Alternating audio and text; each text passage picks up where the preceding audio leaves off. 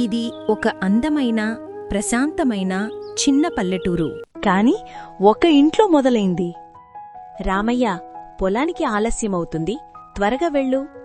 అరే అమ్మా, వెళుతున్నాన్లే, ఎందుకు అరుస్తావ్? ఆగండి, ఒక మాట చెప్పాలి మీకు. చెప్పు. నిన్న సేటుగారు వచ్చారు. నేను మీరు లేరని చెప్పాను. అయితే మళ్ళీ రేపొస్తా అని చెప్పి వెళ్లారు. సర్లే, ఈరోజు ఎలాగైనా ఎవరి దగ్గరైనా అప్పు చెప్పు తీసుకొస్తాలే, నువ్వు కంగారు పడకు. సర్లే, జాగ్రత్తగా పోండి. అప్పుడు ఇంకా రామయ్య పొలానికి బయలుదేరాడు. ఆ చిన్న గ్రామంలో రైతు రామయ్య తన జీవితమంతా కష్టపడి గడుపుతుంటాడు. అలా పొలానికి వెళ్లి పనిచేస్తుండగా ఫోన్లో ఏదో మెసేజ్ వస్తుంది. అప్పుడు రామయ్య తీసి చూస్తాడు.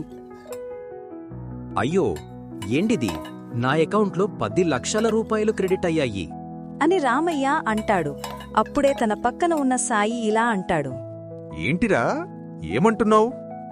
ఎవరు పంపారో చూడు అని అంటాడు. అయ్యో, ఏ పేరు కనిపించడం లేదురా, దేనిలో అర్థం కావడం లేదు. ఏదో తప్పుగా ట్రాన్స్ఫర్ అయి ఉంటుందేమో, బ్యాంకుకి చెబుదాం పదా. చెబితే వాళ్ళు తీసుకుంటారు.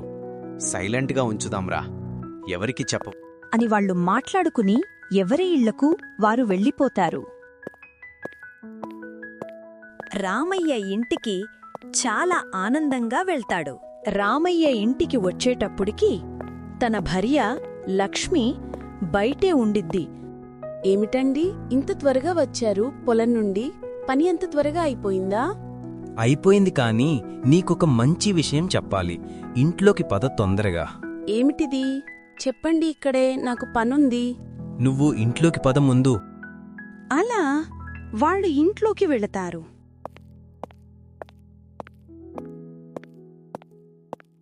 వెళ్ళిన తర్వాత లక్ష్మి చెప్పిద్ది.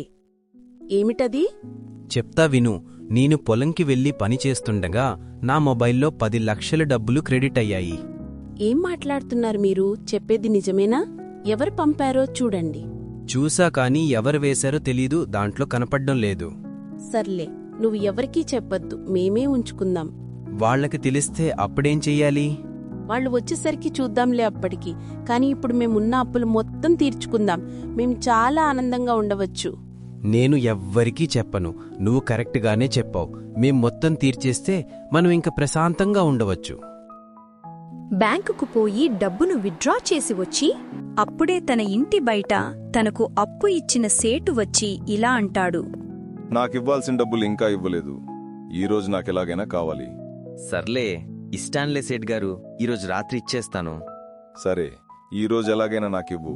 నువ్వు చెప్పావు కాబట్టే వెళ్తున్నాను అని రామయ్య మాట్లాడి సేటునిగా పంపేశాడు. ఇలా సేటుని పంపించి తన అప్పు తీర్చేసి ఇంకా ఊర్లో ఉన్న అప్పులన్నీ తీర్చేస్తాడు. కొత్త ఇల్లు కూడా కొనుక్కుంటారు.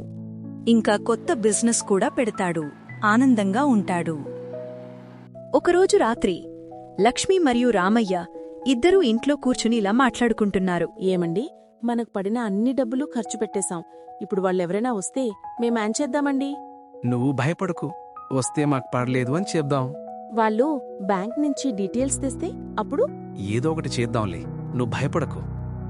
అలా వాళ్లు మాట్లాడుకుని నిద్రపోతారు.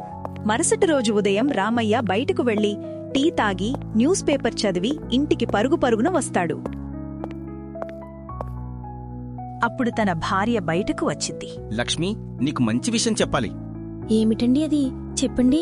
న్యూస్ పేపర్లో ఏముందంటే, మనం సంవత్సరం క్రితం మన పొలం వర్షాల పడి పాడైపోయిందిగా. అప్పుడు మనకు సర్కారు వాళ్ళు డబ్బులు నష్టపరిహారం వేస్తారు అన్నారుగా. అదప్పుడు బడ్జెట్లోగా ఉంది అని వేయాలనేదిగా.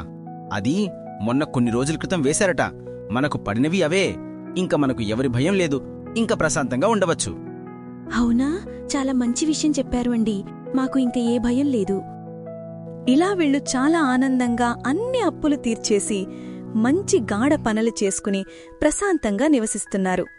దీని బట్టి చెప్పేదేమంటే, మన జీవితంలో ఏమి జరిగినా కూడా మన మంచికే అనుకుని ఆనందంగా ఉండాలి.